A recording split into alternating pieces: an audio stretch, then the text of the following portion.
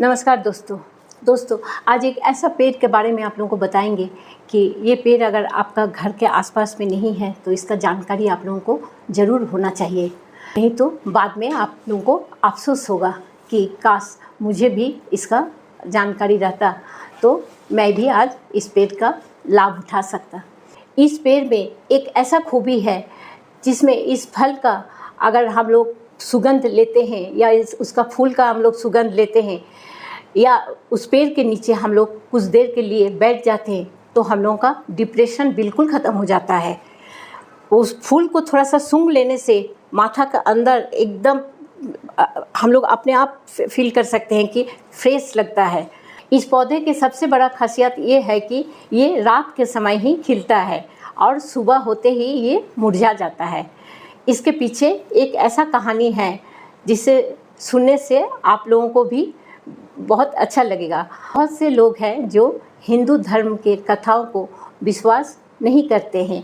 किसी भी धर्म में जो भी कथा लिखी होती है उसको लिखने वालों जो होते हैं लेखक, वो बहुत ही महान होते हैं। इसलिए इस कहानी को अगर आप लोगों को सच नहीं भी लगता या नहीं मानते हैं, फिर भी इसे आप लोग एक बार एक्सपेरिमेंट कर ज़रूर देखें। उसके बाद आप लोगों को पता चलेगा कि हाँ, हम लोगों का जो पौराणिक कथाओं में ये सब लिखा हुआ है ये सच है या झूठ। समुद्र मंथन के समय बहुत सारा चीज़ समुद्र के अंदर से निकला था, जिसमें से एक पारिजात का पौधा भी निकला था और इस पौधे को भगवान ने समुद्र मंथन के समय वहाँ से ले जाकर स्वर्ग में लगा दिए थे। इस पेड़ का फूल को एक ही औरत छू सकती थी, अप्सरा उर्वशी। और इस पौधे की खासियत ये है कि इसके नीचे बैठकर माथा से हमारा पूरा थकान दूर हम लोग कर सकते हैं। जब भी हम लोगों का टेंशन हो या थकान हो, अगर हम लोग पारिजात पेड़ के नीचे बैठ जाए कुछ देर के लिए या पारिजात का पत्ता को थोड़ा सा हाथ में लेके माथा में ऐसा करके रगड़ ले तो हम लोगों का जितना भी डिप्रेशन है, जितना भी थकान है, वो दूर हो जाता है। और केवल इतना ही नहीं, इस पौधा का खास ये भी बात है कि इससे बहुत सारा औषधि भी बनता है।